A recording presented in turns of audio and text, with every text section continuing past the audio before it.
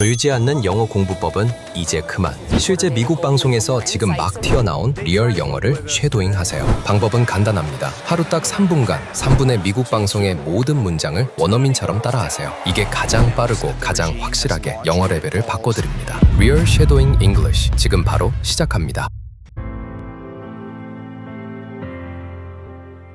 On Thursday night, Stephen Colbert will host his final late show on CBS. He got the job 11 years ago after the legendary David Letterman retired from the world of late-night comedy he helped to create. CBS cited financial losses in announcing the end of Colbert's run, but last summer's decision came as the network's parent company, Paramount, was working to close a merger that required approval from the Trump administration, a nightly target of Colbert. That deal was approved 1 week after Colbert's show was canceled. NBC News entertainment correspondent Chloe Malas has more in our Sunday Focus.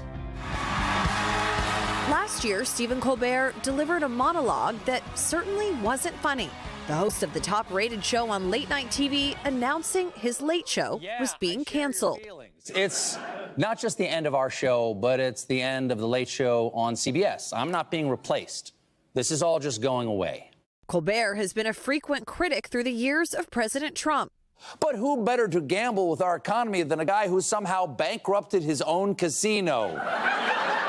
CBS was recently acquired by Skydance Media, whose owner, David Ellison, is a prominent Trump supporter.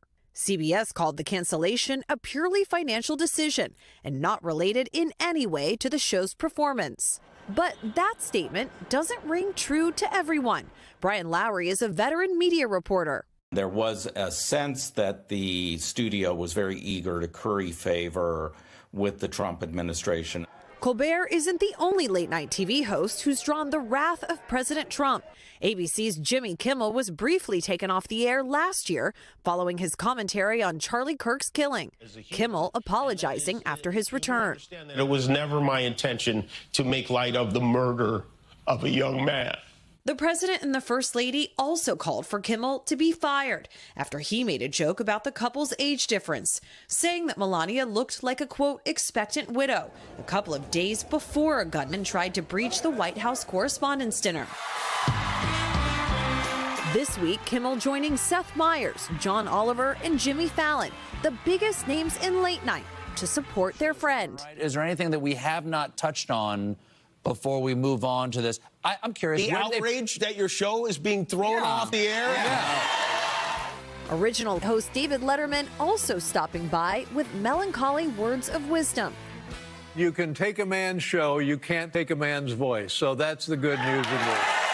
The two also recreating an old Letterman bit, throwing things off the roof. How many hours have you and your spent in that chair? 1,810 shows. Here we go. Here we go. All right, let's give it a go. One, Okay. 2, 3. Oh!